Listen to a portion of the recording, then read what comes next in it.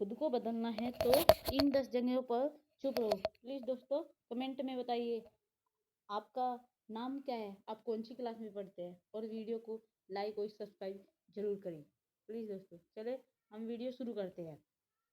जब भी कोई व्यक्ति गौतम बुद्ध जब भी कोई व्यक्ति गौतम बुद्ध के संग में शामिल हो जाता है तो बुद्ध उसे अपने पहले शांत रहने के लिए कहते हैं, और ध्यान की अवस्था में इससे पहले उसे भिक्षुक को शांत रहना सिखाया जाता है। आज के दौर में हर तरफ सारी और लालची है। ऐसे में आप हर रोज हर देर मौन रहने का अभ्यास करते हैं तो इसे आपके तनाव पैदा होने वाले हार्मोन्स के केवल वे कमी आती है। इससे आपका दिमाग शांत होता है, गुस्सा नियंत्रित रहता है और तनाव बढ़ने वाला हार्मोन्स का केवल घटता है। आज इस वीडियो में हम जानेंगे कि किन मौकों पर हमें शांत रहना है और किन मौकों पर हमें बोलना है, और शांत रहने से हमारे अंदर क्या बदलाव आ सकता है। दोस्त, संध्या काल का समय था। गुरु अपने सभी शिष्यों को बुलाते हैं और कहते हैं, कल सुबह सब लोग नदी में स्नान करने के बाद तुरंत हमारी कुटिया के सामने उपस्थित हो जाना। इसी में हैरान रह जाते हैं कि हम लोगों ने कुछ गलती की है क्या, लेकिन गुस्से यह कहते हैं कि हो सकता है कि गुरुजी कल सुबह कुछ अच्छी बात बताने वाले हो। सब लोग रात को सभी सही समय पर सो जाते हैं और सुबह उठकर सभी लोग नदी से स्नान करने के वापस गुरु के सामने उपस्थित हो जाते हैं। गुरु कहते हैं, आज हम तुम सबको चुप रहने के फायदे के बारे में बताएंगे। गुरु कहते हैं, 10 मौके जगहों पर चुप रहना चाहिए, लाभ और बोलने से नुकसान। गुरु कहते हैं, अगर आप इन 10 मौकों पर शांत हो यानी मौन हो गए तो आप जो चाहोगे वो मिलेगा। आपकी जिंदगी में चमत्कारी बदलाव शुरू हो जाएंगे। जरूरत से ज्यादा बोलना या चुप रहना दोनों ही अच्छी बात नहीं है। जैसे जरूरत से ज्यादा बारिश हो जाना या फिर धूप दोनों की दिक्कत देती है, उसी तरह अनावश्यक बोलने से काफी नुकसान होता है। गुरु कहते हैं, पहला ऐसा मौका जहां पर व्यक्ति को चुप रहना चाहिए, बिना तथ्य के न बोले। कहाँ पर अगर कोई भी तथ्य नहीं है तो वहां चुप रहने में भलाई, चुप बैठने में दिमाग नहीं कोशिश का निर्माण होता है और इससे ज्ञान की वृद्धि होती है। बोलने में भलाई वही है जहां आपको किसी के चुप चीज के बारे में पूरा ज्ञान हो या ना हो, या फिर बेवजह बोलते हो। आपका वह मजाक वहां पर मजाक बन सकता है। अगर आपके पास पर्याप्त जानकारी नहीं है, ऐसी जगह पर बोलने से आपका मजाक तो बना ही रहेगा, साथ ही लोगों का भरोसा भी आपसे उठने लगेगा। इसलिए ऐसी जगह पर शांत रहो जहां पर तुम्हें पता ही नहीं क्या बोलना चाहिए और क्या नहीं। और कई लोग ऐसे जो हर जगह अपनी उपस्थित बताने लगते हैं, उन्हें पता नहीं होता कि हम क्या बोल रहे हैं, लेकिन फिर भी बोलते जाते हैं और फिर बाद में दूसरे लोग उनके जाने के बाद उनका मजाक उड़ाते हैं। जब तक आपको उस तथ्य के बारे में अच्छे से ज्ञान नहीं हुआ है, उसके बारे में पता नहीं, तो वहां चुप रहना ही ज्यादा समझदारी है। गुरु ने कहा, दूसरों का ऐसा जहां पर व्यक्ति को चुप रहना चाहिए। शब्दों को न पहुंचे ठेस और आपके शब्द किसी को मानसिक ठेस पहुंचा रहे हैं तो वहां चुप ही हो जाना चाहिए। कमजोरी व्यक्ति के बारे में कुछ आप महान नहीं बन सकते। महान किसी कमजोर का साथ नहीं देते।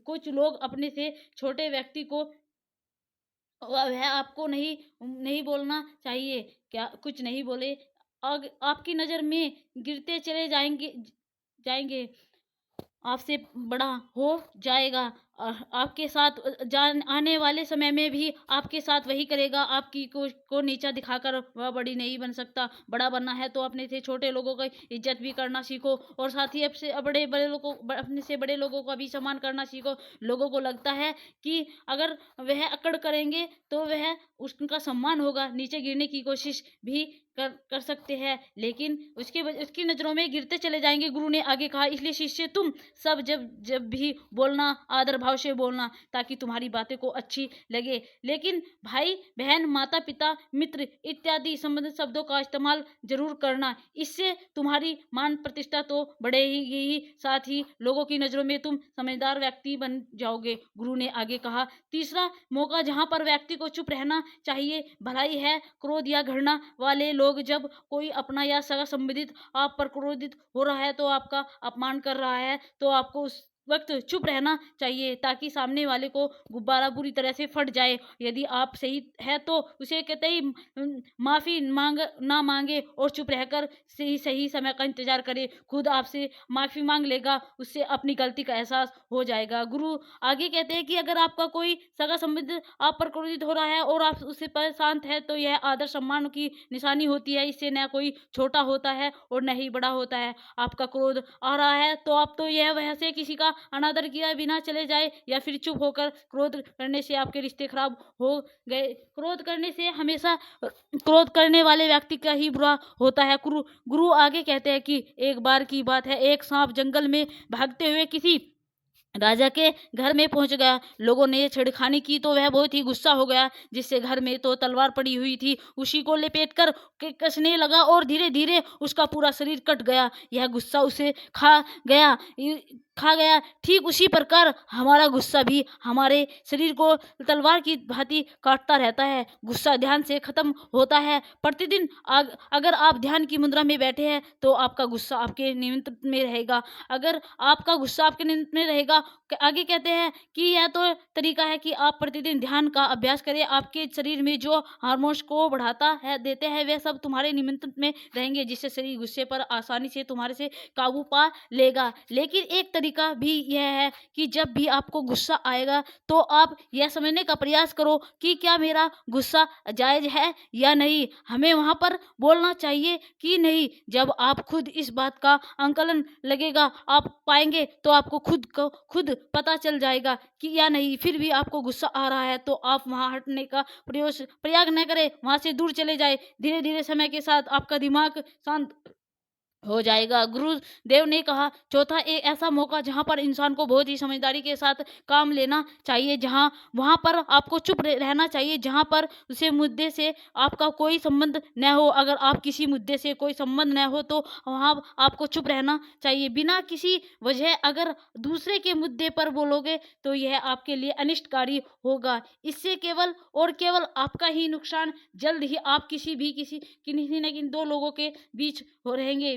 विवाद में अपनी टांग न डाले। सामने वाले को आपको बुला रहा है अपना झगड़ा शांत कराने के लिए तो ही आप वहां पर जाए। किसी व्यक्तिगत जिंदगी में दखल अंदाजी न देना चाहिए जब तक कि वह व्यक्ति आपको नहीं बुलाता। अपने झगड़े को शांत कराने के लिए कुछ लोग फालतू में दूसरे के विवाद में कूद पड़ते हैं। इससे उनके मान सम्मान मर्यादा लोग उंगली उठाने लगते हैं। गुरु कहते हैं कि 10 मौकों में 5वां ऐसा मौका जहां पर व्यक्ति को बहुत ही समझदारी के साथ चुप रहना चाहिए। आपके शब्दों से किसी मित्र को हानि पहुंचे और आपके शब्द सामने वाले के परिवार में मित्रों का प्रतिष्ठा के बारे में बुरी झलक दिखा रहे हैं तो आपको चुप रहना चाहिए। किसी के परिवार या फिर मित्र के बारे में बुरा बोलने से केवल आप ही बुरा बनेंगे। जो चीज आसानी से खत्म की जा सकती है उसे अपने शब्दों से बड़ा ना करें। बिना चिल्लाए बात करने का प्रयास करते रहना चाहिए। अगर आप बिना चिल्लाए कोई बात नहीं कर सकते तो आपको चुप रहना ही भलाई के है। किसी पर चिल्लाने से